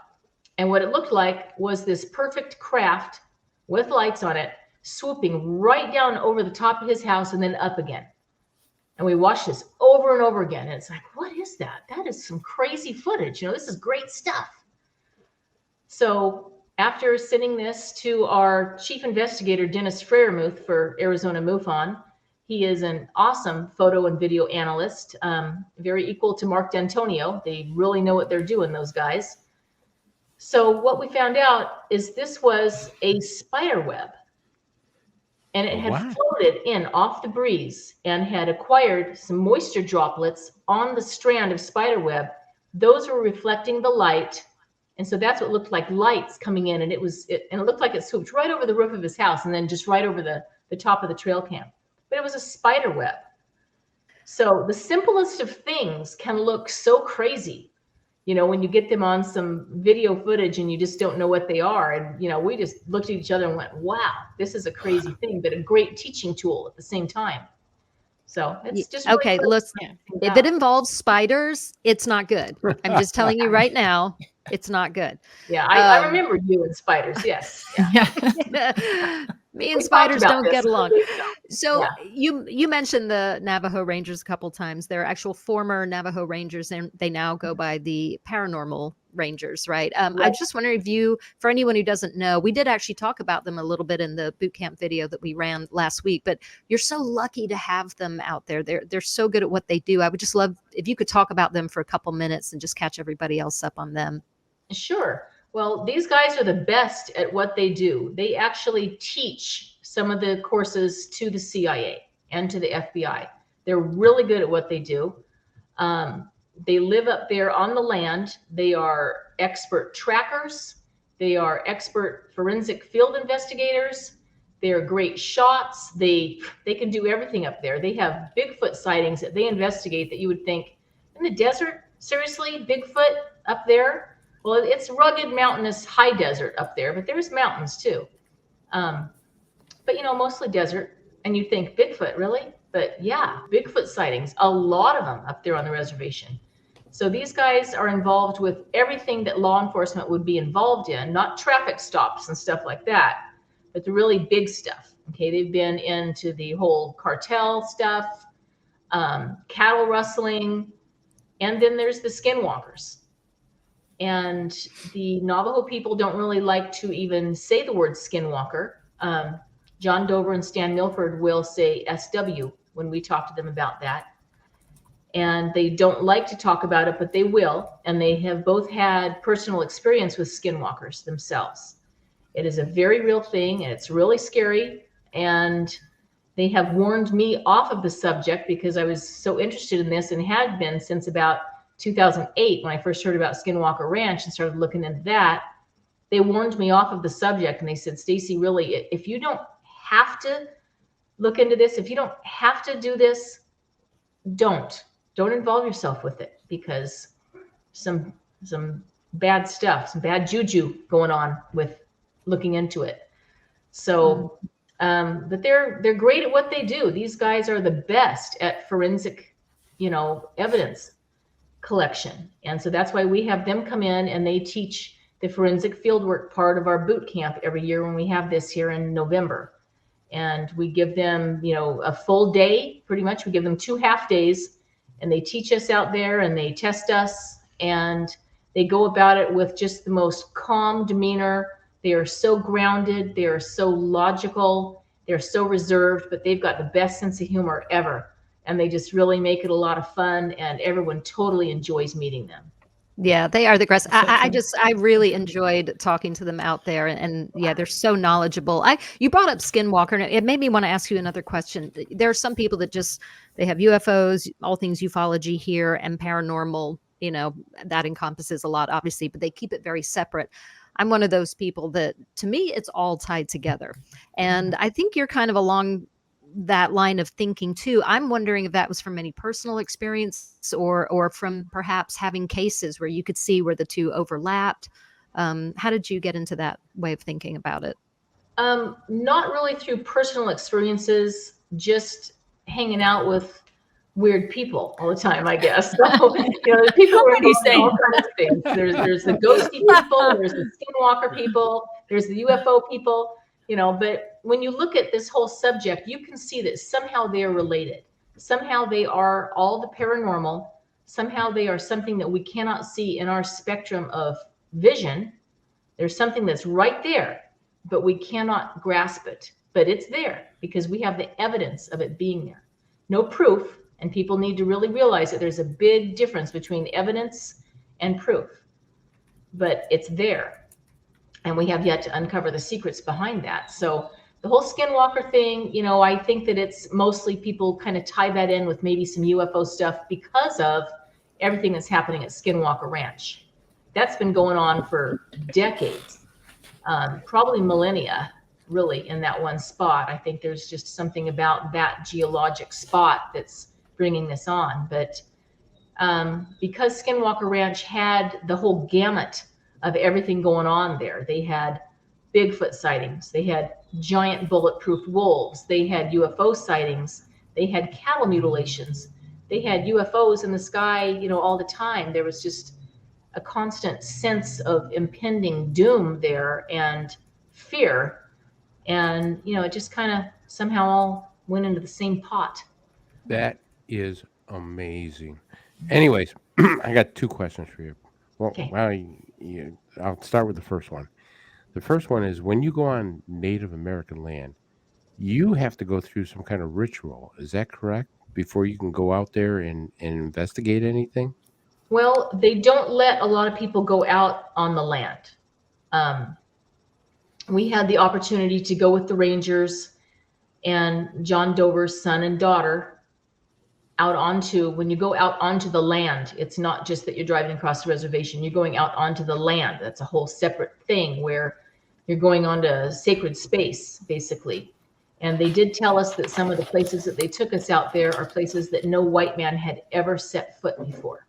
We were the first white people out there. So completely honored to be given that opportunity.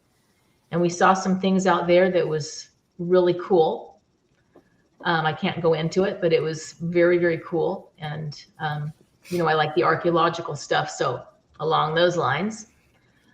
But when we got done at the end of the day, we did go back to John's house and we did the ritual of cleansing ourselves. Because when you're out there and you're picking up pottery and you're walking across sacred ground and you're seeing things that maybe you shouldn't be seeing, you need to be cleansed and you need to be protected. So what they do is they don't burn sage, but they burn cedar. And so we burnt or smudged ourselves with the cedar, and they have the eagle feather that they fan you with up and down your whole body. And it's a very sacred ceremony for them to do this. And it's a big bunch of protection. Now, anything with UFOs and Bigfoots in your neck of the woods? We don't get much UFO and Bigfoots up here in New York. Not much, really. I love the whole Bigfoot phenomenon. I always have. I don't know, even as a kid, it was always fun. And I lived up in North Idaho for a lot of years. So, I was always hoping I'd see a Bigfoot. I never did see one. Right. But yeah, it's just a great subject. I love it. Right. But I've never. Go ahead. I know that's a controversy whether they're connected to one another, the high strangeness locations. So that's a great question, Chris. Thanks for asking that one. It's something I'm always curious about as well, So there have been a lot of reports of Bigfoots being seen in the area at the same time that there's UFO sightings. So, you can draw a correlation there if you want to. It might be two separate events, but, there's a coincidence there. Yeah. Right. That high strangeness stuff is my wheelhouse for sure. Yeah. Now, your assistant director, Shane Hurd, he's your assistant director. Okay. I talked to him a while back, and he told me about some crazy case he investigated where they got a judge involved with an order of protection. You know what I'm talking about?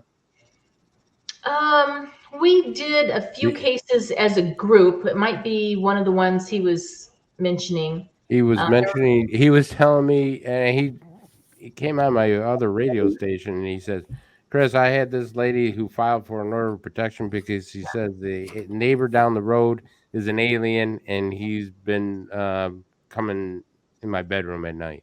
Right. And the judge actually issued an order of protection. Well, she was very convincing when she was in front of the judge and telling him that this person had assaulted her in the night, and she knew who it was. And yeah, so that's kind of all it takes to get a restraining order. You still have to, prove a lot on that case. But yeah, she did get a restraining order, and she said that he was, a demon or an alien or something. She couldn't quite put a name on what he was, but she knew he was bad, and he was able to remotely come after her and attack her. So yeah, that was a really weird case. There was 4 or 5 of us on that. And yeah, that's and weird. The really cool thing about our team here of field investigators in Arizona is that we have 7 law enforcement people as field investigators. So I think that's a pretty cool number. It's very cool that police work, investigative work for the police is very close to the investigative work that MUFON puts out there. A little different subject matter, but the scenarios, the protocols are the same. So we have, retired and current law enforcement people as our field investigators, which I love. I think that is just awesome. And on this case, we had 2 people that were police officers helping with this case. And it was really interesting. And we filmed it all. And so we had filming, and we had, expert interviewing techniques going on. And it was just really fun to go as a group and do this. And this lady was, she truly believed what she was saying. I mean, I'm not saying that we believed what she was saying, but she truly believed what she was saying. She was very convincing. And she did have that court paperwork against the person. And yeah, so whatever Shane Hurd told you, it's the real deal. And Shane's a great guy. He's such a good researcher. Yeah. He's a great speaker. He's just so capable of doing so much. And he's the person that I rely on to do a lot of training for our field investigators as well. Right. That's so interesting. I've never heard of a court order like that for something, ET or whatever the case may be that was attacking her, incubus, succubus, who knows what. Yeah. So that's really fascinating. And Marianne, Rob, and your police officers, that's one of my favorite parts of the training is the interviewing techniques that they do. But we're going to switch gears here. I'm going to ask you a question. I would like to hear more about your 2013 Roswell dig that Phoenix MUFON was involved in. What was that about with Don Schmidt?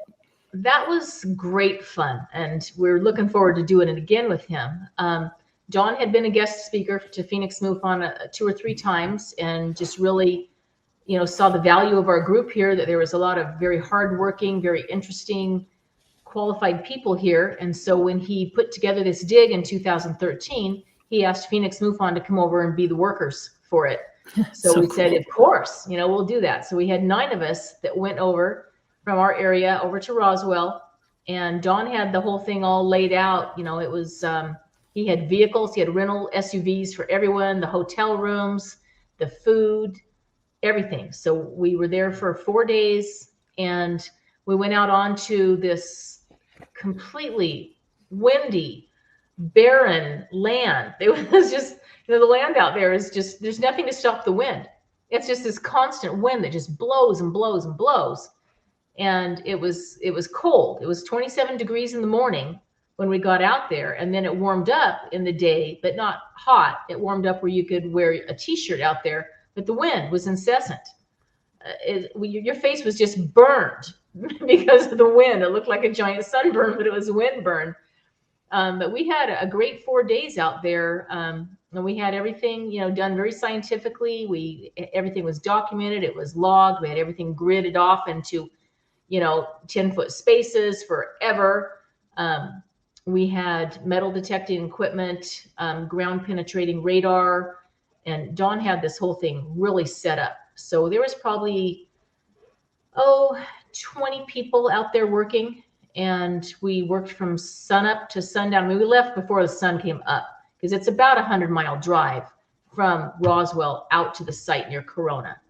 So it was a fast drive out there, and then we got back well after dark, and it was very tiring, but really rewarding. It was just great fun out there. We learned how to dig, how to persevere, how to find a place to go to the bathroom where there's nothing to hide behind out there in this giant barren land.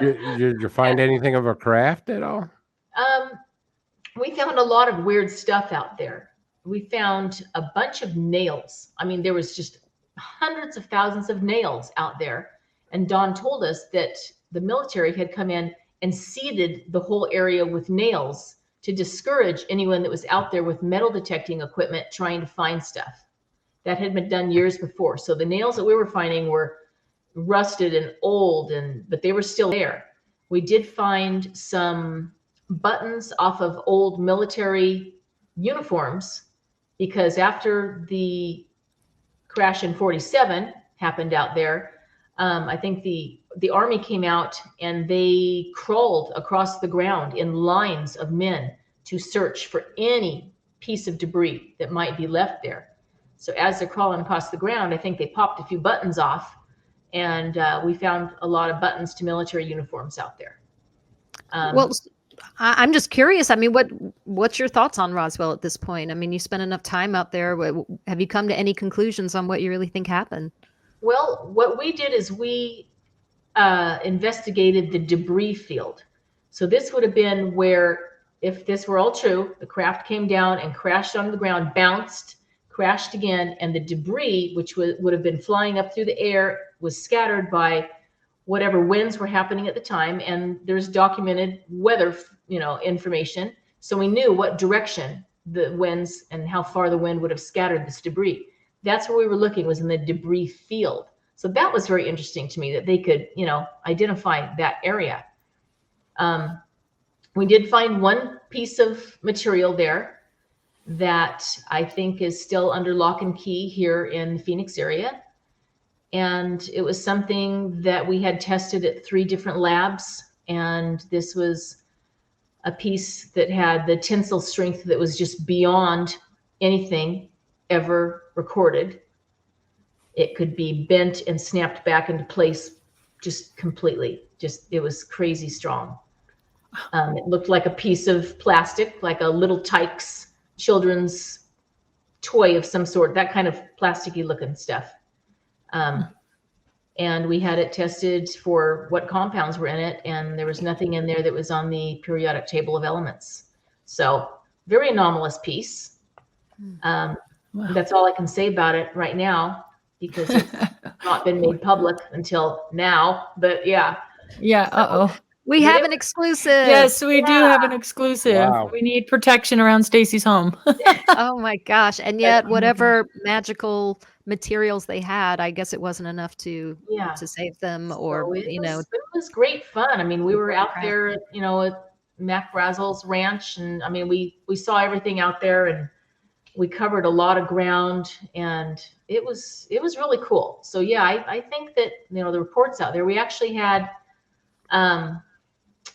the grandmother of, I think it was Mac Brazel's grandmother. I'm pretty sure she met us out there, and she was young at the time, but she remembers going out there on the land. So she was out there with us. We had, I think, 4 film crews from around the world out there filming, and it was really cool. It was quite an experience. And so Dawn keeps planning for us to go back and do this. We just can't quite get the timing right, or the funding. It takes a lot of funding to put this together. So we want to go back out and try to look at a different area. And there's a lot of land to look at out there. Yeah. Well, report back to us when you have something more. I've got another question for you. This is kind of a fun one. I mean, if you came face to face with an alien and you had one question for them, what would it be? Oh, wow. I don't know. I have so many questions. I don't know. You put me on the spot on that one. I can't think of one question that I would ask. I think I would want to ask about, really the origins of mankind. I'm super interested in that. I've read a lot of different things, and I'd like to put those pieces into some kind of order if I could. Yeah. That's a great question, Stacey. And I just think that, the scientists say that this planet has turned itself over 4 or 5 times. So everything has restarted that many times. So I think that the different beings that people are saying that have visited this planet, I think, maybe once upon a time, one of those visitors was the Pleiadians. Maybe before that, it was the reptilians. Maybe one time it was the Arcturians. I think the last people that visited this planet and tried to civilize us was the Anunnaki. So everyone has their different viewpoints on the timeline of everything. But when you look at the giant timeline of this planet, I think that maybe that might be something to look into, that, it's as it turned over and another species came in and said, we're going to give this a try now for a while. Let's see what we can do with these guys. I think that maybe the stories remain from the reptilians or whatever, because it did happen once upon a time, but maybe not all at the same time. Stacey, I know you're a go-getter, and you're like a jet. You take off with Phoenix MUFON. But my question to you is, where do you want to take Phoenix MUFON next? What do you want to do? What is your next goal for Phoenix MUFON? Well, I just, we're really all about educating the public. Right now, we have this beautiful venue that we meet at. It's the Arizona Historical Society Museum. It's a giant, beautiful state-run organization. And they actually found us and invited us to come there and have our meetings there. They have a big auditorium inside the museum. And the museum itself is about the size of like 4 Costco's. It's huge, huge, beautiful marble travertine, just a gorgeous museum. And they have a big auditorium in there that seats 300 people. So that's where we have our monthly meetings. And we filled it up once. That was with David Paulides speaking. We filled that place up. We normally have between 150 and 200 people attending our meetings. And so we like to bring in these big speakers because we can. And we make it affordable for people to come and hear these big speakers. It's only $15 admission is what we charge for 3 hours. So it's a great entertainment value and educational value. So we just, want to bring the word out to people that there's something going on here and you can look into this. You don't just have to watch YouTubes. You can come and hear it from the source, and you can meet that source, and you can really, we like to stir the pot a little bit too. We'll bring in controversial subjects, because what better way to start your research than to go home and start doing it yourself? If you hear something that you don't quite agree with, or something that you really love, you can go home and you can look at that yourself. And that's what people should be doing, is their own research. So I would just like to see people learning and being educated and being, privy to this information. There's a lot of great stuff out there.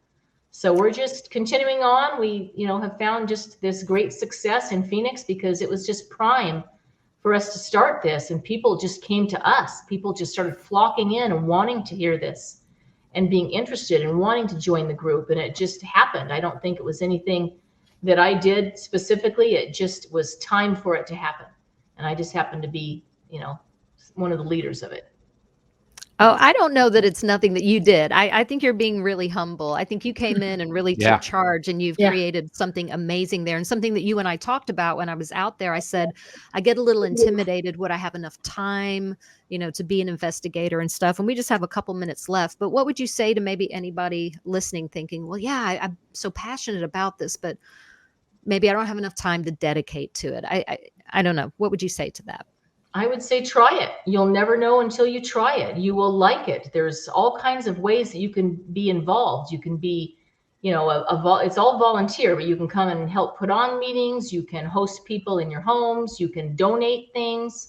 You can become a field investigator, which is really, like Doug said, the backbone of the organization. This is what we thrive on. We need people to come and be good field investigators, and it doesn't take as much time as what people think it's going to. It doesn't take as much equipment. It doesn't take as much money as maybe you've been told that it does. You can be a great field investigator and get great training from one of our seasoned field investigators to help you along. And if it becomes a little much, we'll back you off a little bit. But, it's just, if you don't try it, you'll never know. And it's something that is so rewarding. You will find out things that other people just simply don't know about. And, if you've got a life of curiosity going on, like probably 80% of us do, you're going to love it. Awesome. Thank you for that. Good plug. Yes, great. Awesome. Thank you, Stacey, so much. We are unfortunately out of time. You have been a fantastic guest. I could talk to you for another hour. We all could. I have always admired your quiet leadership skills. You're amazing, and Phoenix MUFON is amazing. I want to thank you so much, Stacey, for taking the time to be here. I want to thank my co-hosts, Katie Cook and Krista Perno, so much. Thank you, amazing co-hosts. And as always, thank you to Bill Skywatcher and assistant producer Amanda Curran. And it was another great show, and I'm looking forward to doing this next week. So everybody have a fantastic night. Again, if you have a sighting, check out MUFON. Go to MUFON.com. Oh, and who's our guest? Let's plug our guest again for next week. Oh, yeah. Next week, we have David Marler. So be sure to check in, and we're going to dive deep into that archives that he has. It's going to be great. So we'll see you all next week. Thanks, guys. Thanks, Stacey. Thank you so much.